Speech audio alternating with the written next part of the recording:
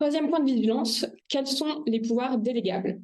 Alors, pour répondre à cette question, il est nécessaire de distinguer deux hypothèses de délégation.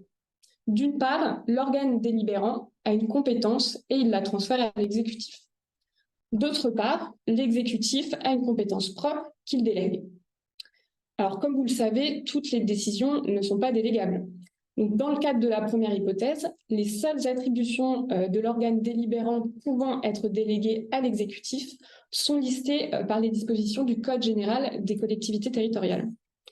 Ainsi, par exemple, dans le cadre de la signature d'un protocole transactionnel qui engage les finances de la commune, c'est une compétence propre du conseil municipal qui ne peut pas être déléguée au maire. Dans le cadre de la seconde hypothèse, vous le savez, le maire ne peut déléguer qu'une partie de ses fonctions à un ou plusieurs de ses adjoints et à des membres du conseil municipal. Par exemple, si en tant qu'exécutif, vous estimez qu'il est préférable que l'organe délibérant prenne une décision, par exemple compte tenu de sa sensibilité politique, veillez bien à ce qu'il ne s'agisse pas d'un pouvoir qui est propre au seul exécutif. Donc c'est par exemple le cas en matière d'autorisation d'urbanisme. Le maire ou bien un de ses adjoints habilités est le seul compétent pour délivrer une autorisation d'urbanisme.